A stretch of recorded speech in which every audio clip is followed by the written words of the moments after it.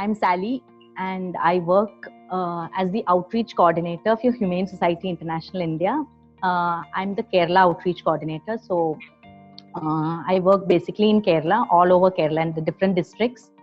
And I'm on the farm animal protection team. So basically, I do outreach. I go to schools, colleges, and different institutions and talk to people about farm animals and about how people can make a difference in the lives of farm animals around the world. So that is my basic job profile. And apart from that, I also like to work on cruelty cases that happen in Kerala. And individually, I do rescues. I coordinate, I network with a lot of people. And as a part of HSI, we also work with the state government. We work with Kerala state government on introducing to schools, like introducing outreach, like welfare in schools and colleges in the syllabus. And we also do disaster management work in Kerala. We work with the state government, and we are working on it actually. A lot more to come in the near future. Nice. That is so nice. So I remember all the work you were on field when the Kerala floods happened, and you yourself were going to rescue a lot of animals. And I remember all that time when we from Bangalore, we could not come, or anybody from any other place could not come to Kerala, but we were just coordinating from Bangalore for all the material, and you were literally going and rescuing animals. So how do you manage all this? Like, how do you manage with a small kid and family? It was difficult, but luckily for me, I'm part of this wonderful NGO that gives so awesome support.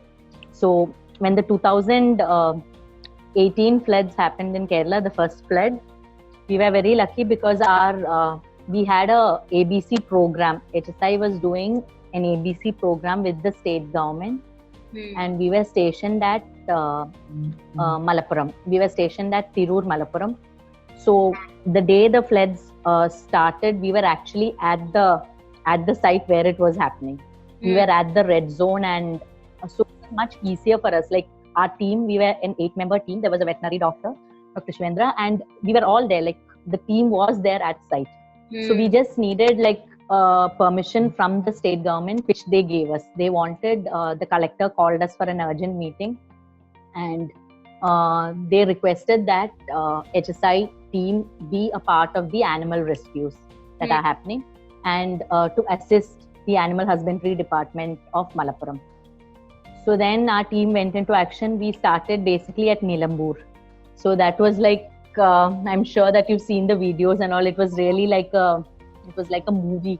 It was like a disaster movie that was happening, because everybody was running away from scene. People were trying to go away from there, and we were actually going into the scene where the landslides were happening, where the floods were happening, and we did manage to save a lot of animals.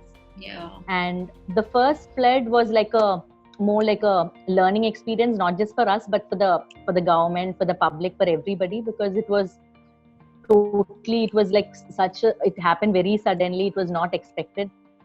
And what happened in Kerala was, that here most people keep pets or whatever locked up inside cages. So the concept of this companion animal is very less here. And most of the dogs are kept just as watchdogs or guard dogs inside house, like in cages. So what happened when the flood occurred was, people all, when they were asked to evacuate from their homes, they just took whatever they wanted or needed, like what they felt was important, and they just left the dogs or the cats or whatever inside the cages. They were not untied or let free.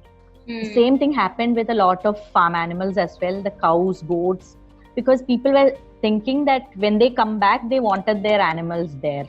They didn't want the animals to wander off, because for farm animals, it's considered as a source of livelihood here.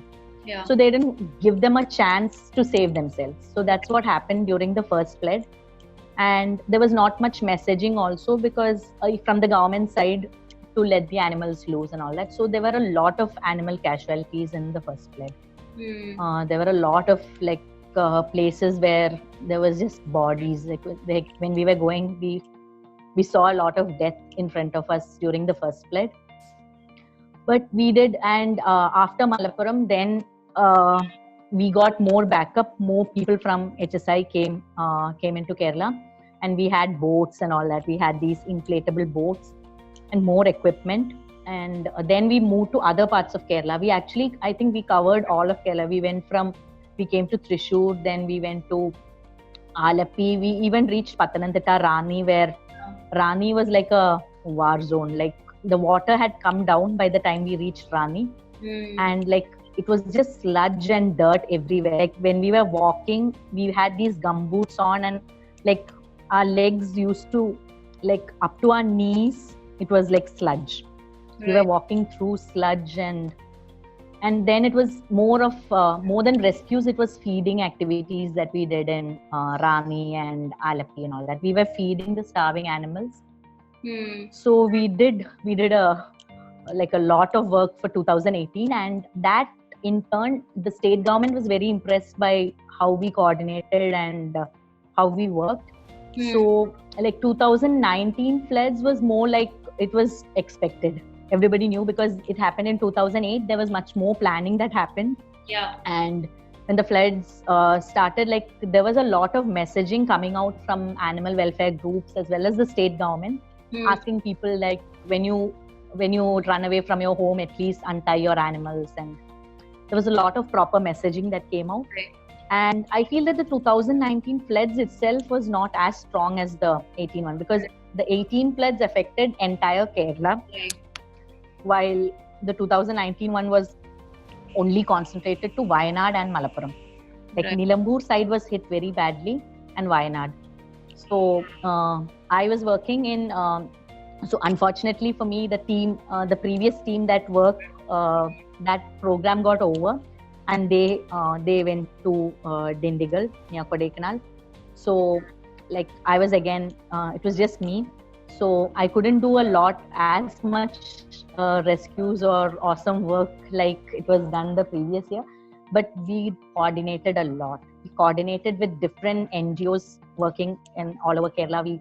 We helped a lot of people in networking, getting like dog food, cat food, cattle feed, goat feed, like around 5,000 like kg of dog food and cat food was distributed. So it was really huge. No, 2018. So, but tell me. No, I was saying 2018 Kerala floods is an unforgettable time.